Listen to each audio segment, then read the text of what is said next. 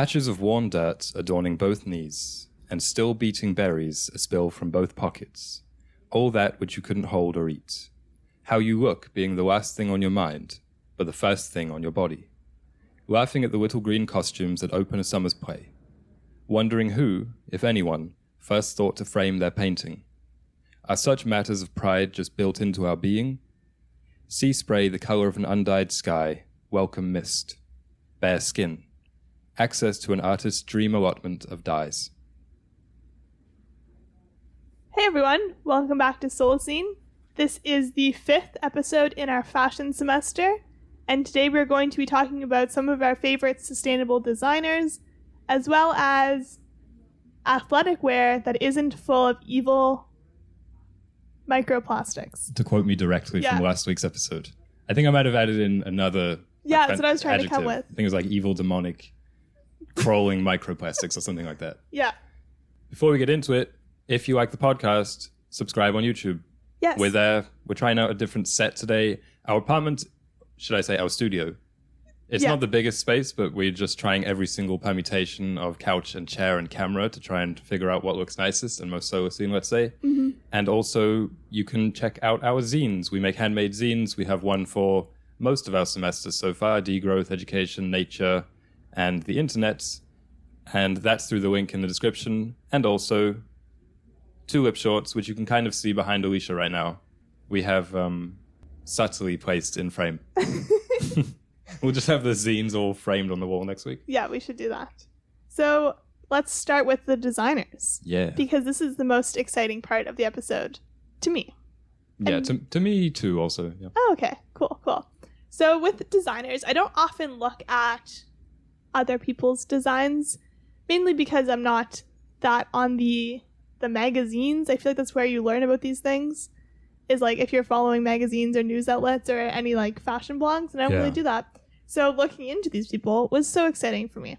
So I'll start with one of my all-time favorites that I didn't just like find for this episode, just my favorite sustainable fashion designer period, and that is Christy, who I've mentioned on this podcast countless times. She was featured in our very first zine almost 2 years ago. It's true. So I haven't changed that much, if that's any consolation to the listeners, that I'm a very consistent person.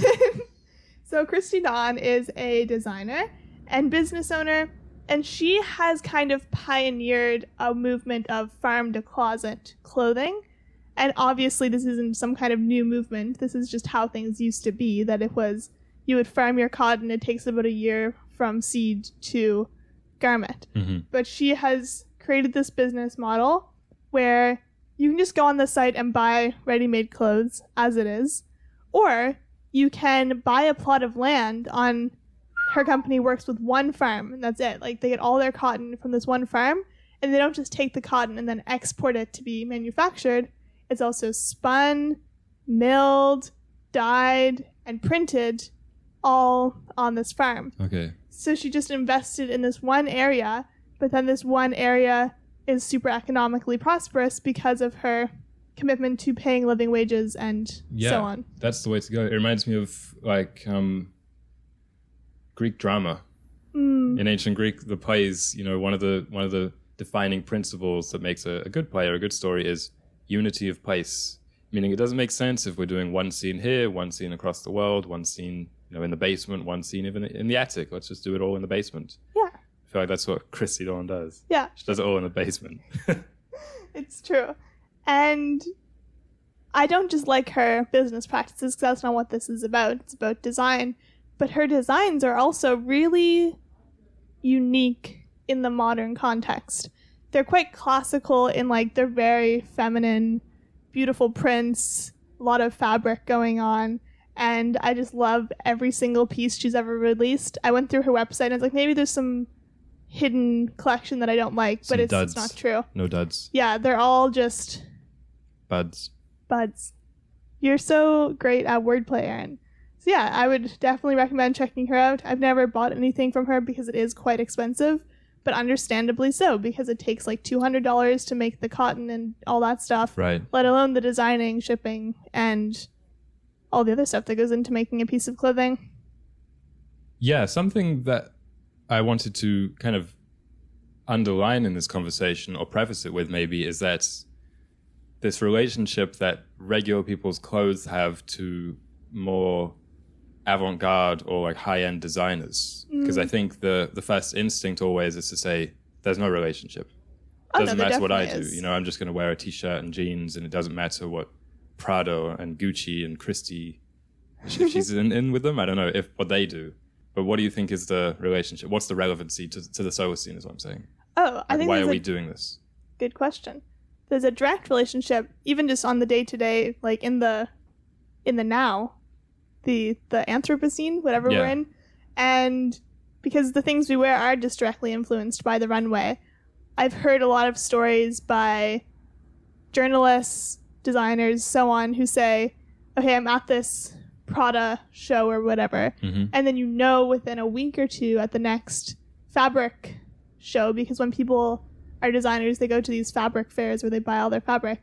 There just will be a knockoff of the fabric that was used in the Prada one. Yeah. And in the solo scene, I think it's going to be even more pronounced and even more common that people... Let me stop you there. Because I have 3 solo scene designers. I just wanted to kind of introduce it a little bit. Okay. So, my first solo scene designer, I kind of... solo scene meaning I invented them. Okay. I didn't tell you that. Okay. Yeah, you thought that I just kind of scoured the fashion blogs like you. No. I invented 3. I invented 2 and I used one that exists. So I kind of split them into the 3 facets of the artist, as far as I can tell, because fashion is an art, right? Like making clothes, it's a artistic craft. And it is the doer, the feeler, and the storyteller. Okay, cool. Yeah, those are just like the 3 archetypes of making that I have personally experienced and what I've kind of observed. So I'll start with the doer. Okay. His name is Rasmus. And his line, I think, will just also be called Rasmus. Okay. Because it's like if you have a cool name, you're just going to use that. Yeah. Unfortunately, you couldn't call yours Alicia, but... So, what I meant by the doer is what I have written down, the exercise of will towards hard tasks. And this means, obviously, in a creative context, like sweat, endeavor. Getting your hands dirty. Feeling like you are forging these clothes out of the earth's raw materials, and like it's something that almost goes against physics. Okay. Because when you think about it, it's like you look at a t-shirt and it just looks like a thing. You know, like I always think in How the Grinch Stole Christmas when he makes his Santa costume, right? And he just cuts it out of the red curtain in the shape of it. And I was always like, that's not how it works. Really, it's put together stitch by stitch in this, like it's quite a feat. It reminds me of language, you know, where it's like, how did humans develop such sophisticated communication techniques over millennia? But it's such a crazy thing that it happened when you think about it. And it's the same with just a cotton t-shirt. So anyway, Rasmus. Garments cut from the fabric of being. That's kind of the slogan for his line. And I wrote a little narrative, small scene for each designer. Okay. So his says, a lone figure punctuates the jet black void of space, waiting. In his mind flit calculations of orbital beauty, the countless garments of people below, which he imagines to see, matte paint drops in their bright cities. The tether to his whirring rocket tightens. It's Clunko, loyal handmaid robo-companion, telling him it's time. Our hero braces. He extends a large net and faces space south, where out of the dark, growing, they begin to zip, iridescent stones hurled from lunar B7 field. He catches them like minnows in a stream. Yes, these will make fine boots. Wow. Right. That was something else. What do you think about that? I don't know why I'm feeling very like pulpy and comic-y this week. It is very pulpy sci-fi. Yeah. But I don't hate it. No. Because I think when it comes to clothing and art in general, we need to be a bit more outside of the box. That's what I'm trying to capture, right? Yeah. You shift the window a little bit. But what I learned last week anyway, doing the episode on fabrics, I didn't mention it on the episode, I think we just ran out of time or something, is that there is someone making fabrics out of moon rocks. What? It's a thing. That's so cool. So I didn't pluck this out of nowhere. It's something about the basalt. They can they can process it down to like a usable fiber. That's so cool. So Rasmus's signature item that I ideated was the moon boots. I love that. But wow. the actual moon rock boots. Because I always heard that term when I was a kid, like moon boots, moon boots, moon boots. And I just always had such a fascinating idea in my head, like, oh, are they anti-gravity? Like, can you hop really? Do they look like white rock? It's like, no, they look kind of lame actually when you learn about them. Very polyester. Yeah. Yeah. But that's Rasmus, Cool. the doer. Nice to meet you, Rasmus. Rasmus the doer. Oh. Sounds like a Dungeons and Dragons character. It's true. I'll try and match my other 3 to yours a little bit. Okay. So my most doer is Jessie Lee, aka the R Collective is their line. And the reason I picked this designer is because they use everyday objects like umbrellas and curtains and a bunch of upcycled materials like that. And when you hear that, you picture someone wearing an umbrella. You picture someone wearing something a bit more avant-garde. But they actually just make clothes that look super practical.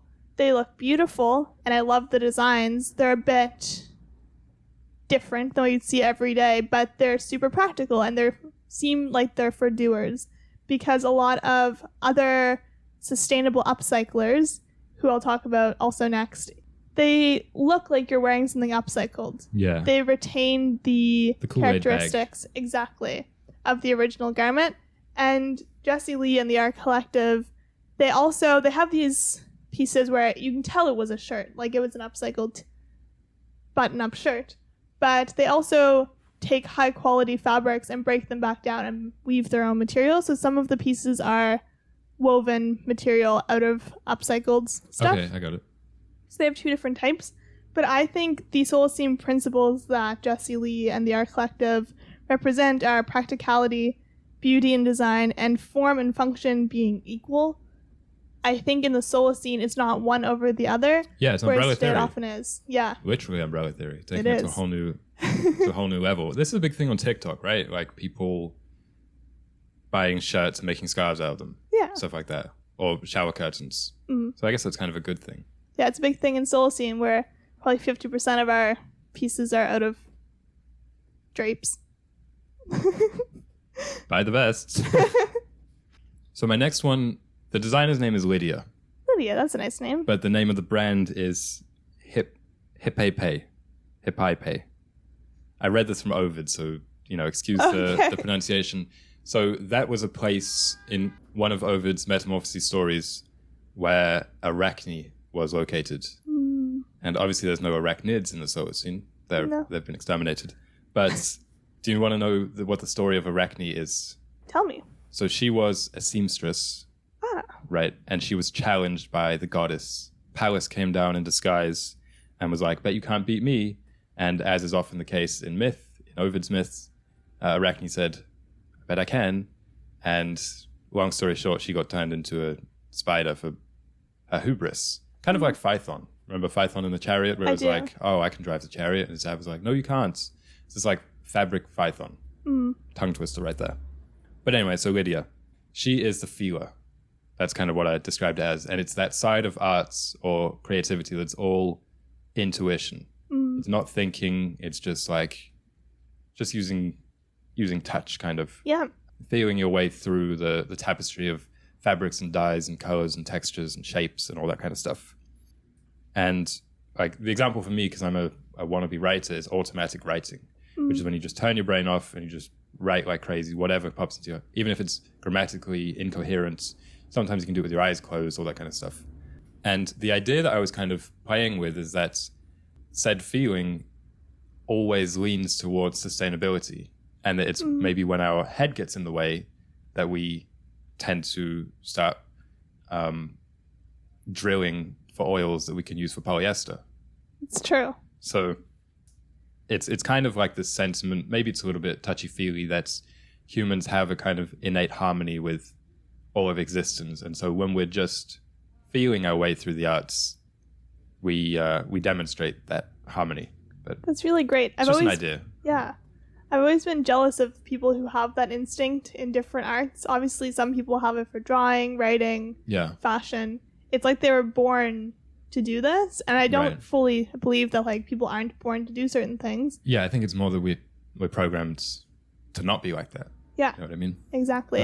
So people who can remain in touch with kind of their childhood hobbies, interests, or just skills that we're kind of, have from a young age. That's really cool. I like the idea that there's a sect of the Solacene fashion designers who just kind of like, it's like in those dystopian novels where it's like you're born and then you like go into a different faction. Yeah. Not like the Divergent ones, but just kind of like you're born, you've been gifted with knowledge. You've been gifted with this.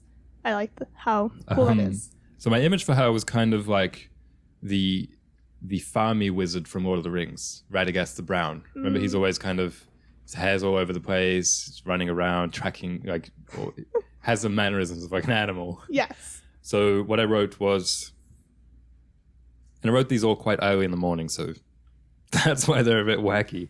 A group of children approach tentatively the feather house, from wherein can be heard all spectrums of avian screeches, and one singing human. The bravest youth, the one who holds their capture, rings a knitted bell that sounds like a flutter of wings. It's soft, but all the birds quieten, and a woman answers the door. Her dress, hair, plumage is wild. The gleaming white feather is presented. She smiles, inspects it, and places a single silver coin in the child's hand, then hops back to work. That's so cute. So she's kind of known for like feathers. So I called it like the feather house. And it's this kind of Dickensian idea of all the street kids. The Solacene won't have all these like street urchin kids, but let's just pretend. So instead of sweeping chimneys, they go and gather really pretty feathers that they find, bring them to her, and she'll inspect them and give them money. And the kind of signature item that I had for Lydia was the feather jacket, because it's kind of a play on the fact that down is often used to stuff jackets, right? But this is made of feathers. Visible, yeah. That's funny. I feel like kids will also be so into that. It's like, you know when you're a kid and you get to collect bottles and you get like 5 cents? Yes. It's kind of like that, because they would just be like around, they'd see a feather on the ground and be like, yes, hit the jackpot, and they get like 8 cents for it. Yeah, 8 cents. Yeah, but that's really fun. I like Lydia. I can definitely see there being elements of her in the Solacene. My closest person to Lydia is a brand called Ursa Fibers, and the girl who runs this to me represents similarly the handcraft intuition that is pretty much lost. I was searching the internet for companies that hand sew items to sell, but they're essentially non-existent. Oh, you mean not using a sewing machine? Yeah. And this girl, she does use a sewing machine, but she quilts everything. So quilting is kind of, it's using different shapes to make, instead of just like square pieces of fabric, she uses circles and triangles and stuff. And her pieces are super slow, which is another Solacene principle, slow fashion. Yeah, I was just going to say earlier when you mentioned the runway. Yeah. Maybe in the Solacene it can be called the walkway. I like that. Something like that. Because why is it called run? Like, they don't run, they walk anyway. It's true. The strutway. Yeah. So this is another designer who I just kind of knew I didn't have to search out because I've been following her for a while. She's also very inspiring to me because she began her journey 8 years ago in almost the exact same situation as we're in. She was like, I was cutting the fabric on the floor of my like 1-room apartment and so on. And I feel very heartened whenever I hear other stories like that, because often in the fashion industry, it's kind of like if you don't go to fashion school, if you don't have the ends, then like you're kind of out of luck. But there's a lot of people that took another route. But on the header of her website, it says, it takes me 2 months to make these. So like if you buy it, you're going to wait 2 months. And I just think that's so cool, because a lot of people want her items and are willing to wait 2 months, but there's very little in life that we're willing to wait that long for. And in the Solacene, we'll kind of have reprogrammed ourselves to be a bit more patient. Yeah, it's also very kind of, the customer isn't always right. Yeah. Because I think that's actually, that's for another episode, but that's actually quite a damaging ethos to like interpersonal relationships and also the economy in the very long run, probably. Yeah, I think so. And it's, like if she wanted to, she probably could make them quicker, but they wouldn't be as durable and long lasting. But she doesn't want that. She wants her pieces, when someone buys it, to last them a lifetime. I think that's really great. Yeah. So the final one I chose, her name's Alicia. Oh, okay. You're going to get so kind of egotistical about this. And the brand is Solacene. This is such a plug, actually, now that I think about it. And she's the storyteller. And what this means is clothes that reflect a vision of the ideal world. Because we've been talking this week, and basically our goal for Solacene, the whole project, is that all the podcast, the clothes, the zines, everything just seems like it was beamed from a utopian future. Which I know sounds like a really arrogant thing, but it's an ambitious goal, let's put it like that. It's an ambitious thing. Maybe next week we can talk more in depth about how clothes tell stories. Yeah. How there's narrative entwined in them. But the only reason I chose you for this is because that's kind of like the Solacene as itself is just this story that we're trying to weave, sometimes with words, sometimes with fabric. Me word, you fabric. Kind of like that. And I didn't write a scene for this. I thought we could improvise one. Ooh. A very short one. Okay. It would be something like... Just like a day in your life or a morning in your life when you're 25 years from now. Yeah. So perhaps I wake up and then I'm out for my morning walk and someone stops me and tells me a story about their weekend. Okay. And they tell me, oh, I went on this really great hiking trip and we fell into the river. Ooh. And then I'm inspired by their story and I go home and perhaps draw something. Yeah. And maybe it's a bit practical of like, this is for the person who falls in the river and like it's inflatable. Or or it just, you know, the name of the drop could be plummet. Yeah. And it could be clothes that try and embody and tell the story that person told you of having tumbled. Yeah. Tumbled. Fallen into a river. Splash, it could also be called. Yeah. Something like that. I like clothes that do that kind of thing. I agree. Anyway, so I guess that's a kind of cool scene. It's not as good as Rasmus in Space, but... Well, no, I'm not the writer. What is? Rasmus in Space. people start like clamoring for more about Yeah, them. we want to hear about Klonko. Yeah. His robot. I don't know why so many of my visions of the Solacene come down to funny, small, handmade companions. Yeah. Because obviously we had Nico. Now we've got Klonko to join the collection. Wow. Tune in next week to see who else is going to join the team.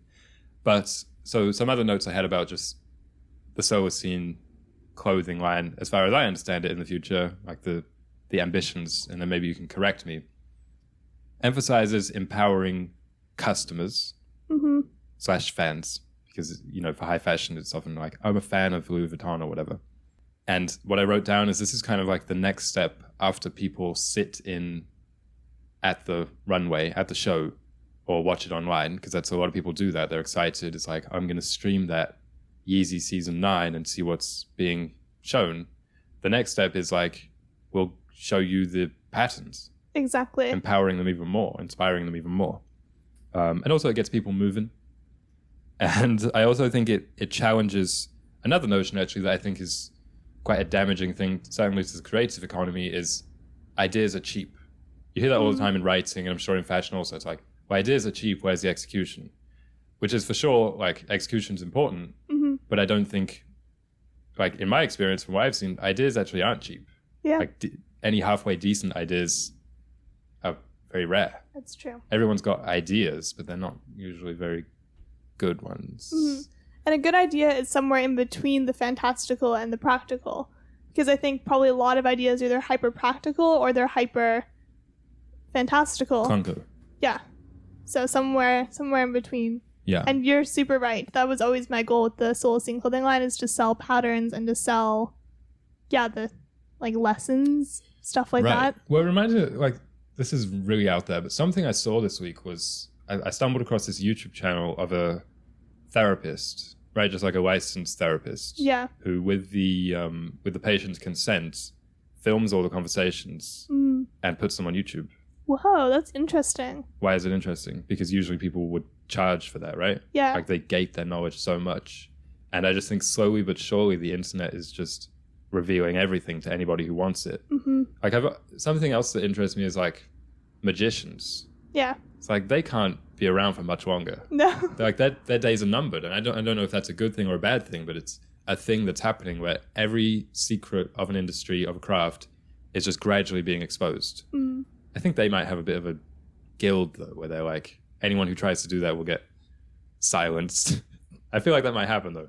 But Or maybe it's already up there on YouTube. Who knows? But it's just about the sharing of information probably ultimately being a good thing, if not a very capitalistic thing. Because if you're thinking from a purely profit-minded perspective by this therapist, it's like, well, why would you do that? You know, because you're making people probably say, I don't need to go to therapy. I can get it for free on YouTube. But anyway, that's another thing.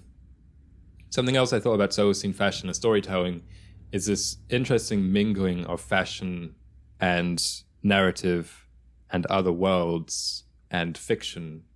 Whereas what I kind of envisioned it as is, what if Disney was selling like well-crafted princess dresses?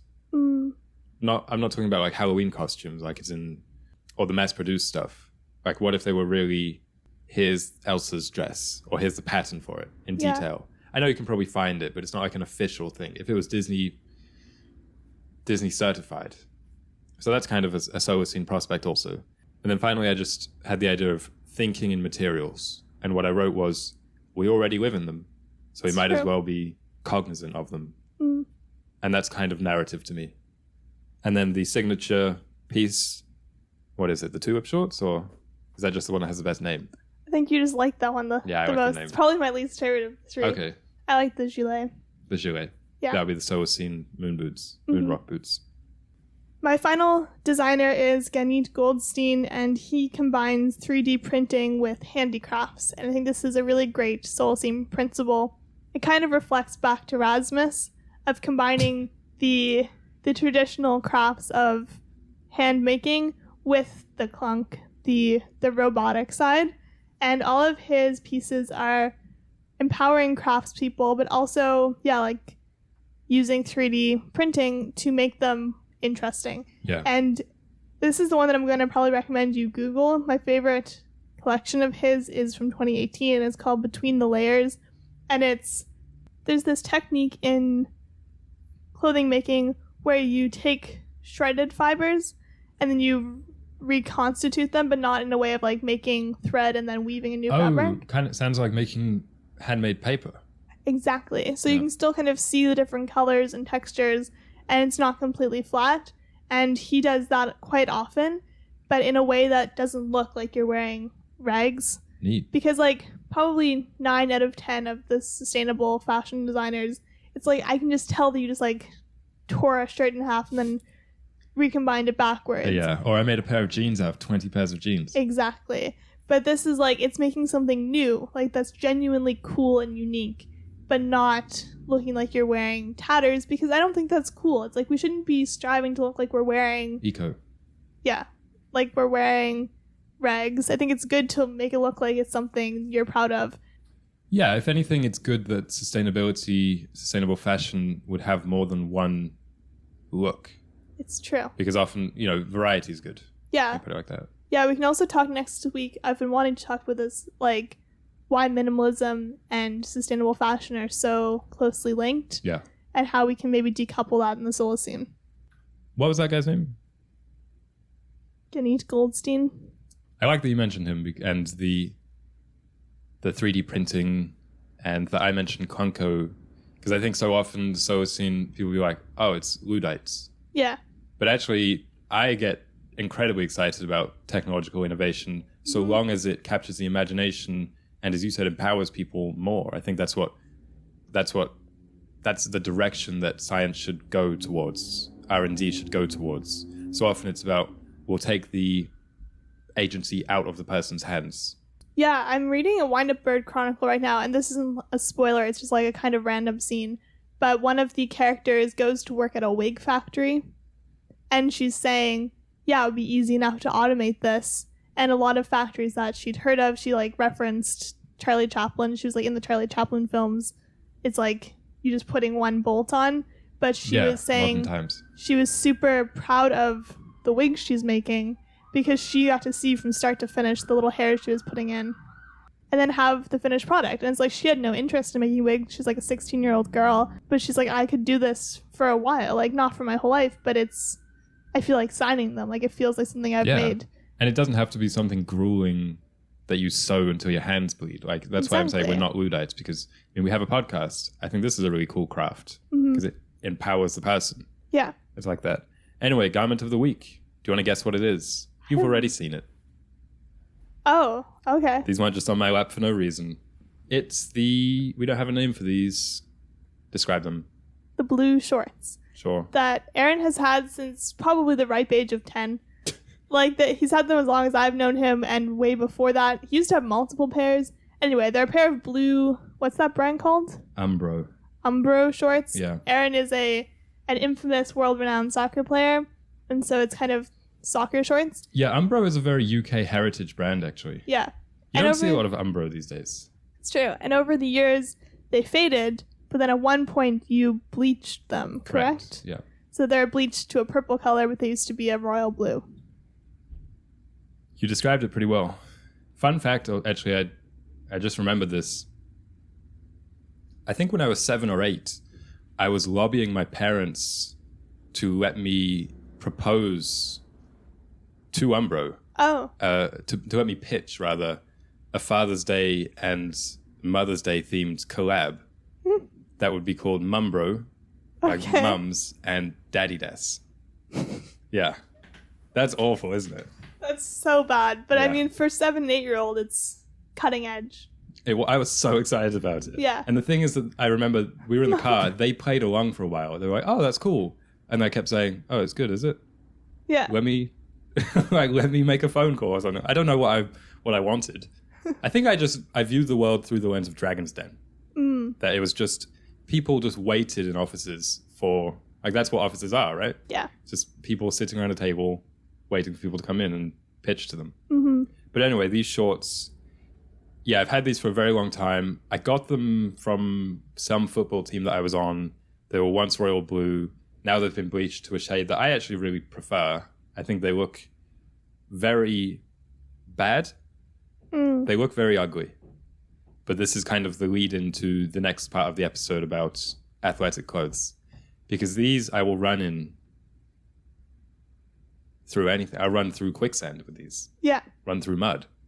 And it's almost the opposite of that normal consumeristic effect where you buy like brand new Nikes and you're like, oh, I'll run in these. I could run through a brick wall in these. Mm-hmm. I feel that I can run through a brick wall in these because of how run down and old they are. And also it's something else. I like how kind of personal they feel to me. Yeah. Like they kind of clothes kind of reflect you in a while when you've had them long enough. They take your shape, they take your colors, you know what I mean? Like you bleach them. Yeah. You cut out the mesh inside thing like I did with these. There's this random thread that's just been It's come off now. I just pulled off a random thread.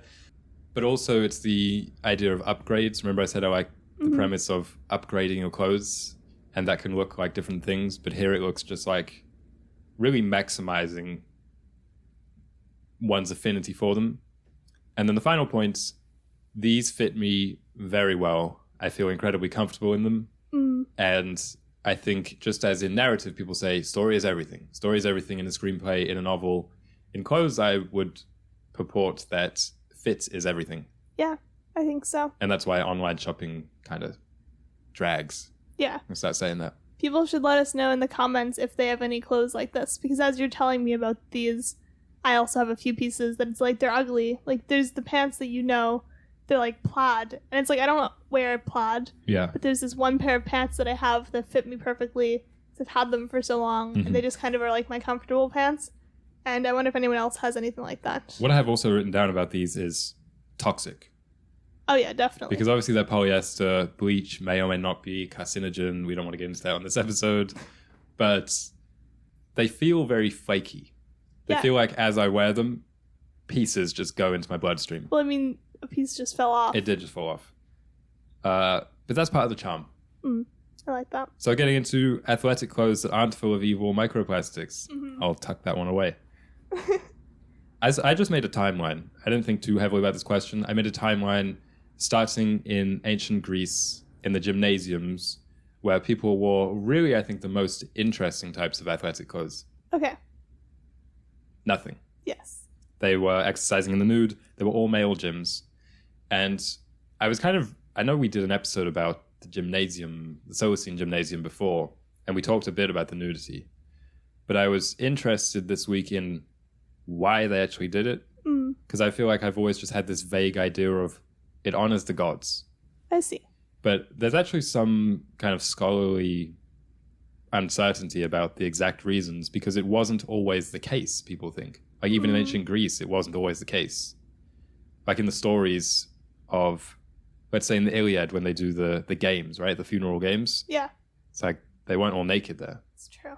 And one of the theories is it's kind of from a militaristic point of view, in the same way that people see soldiers wearing the camo today and they're like, oh, he fights for us. Yeah. When they would see people going to the gym with their specific set of things, some oil, a sponge usually, to scrape themselves off afterwards.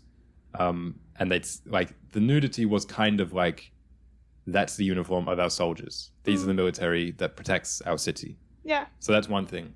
Gymnasium, the term, came from a word meaning without armor. So it's kind of inherent to the place of it. Yeah. But then something else I saw is just that, so they oiled themselves before exercising, right? For reasons about sweat in pores and sun and all that kind of stuff.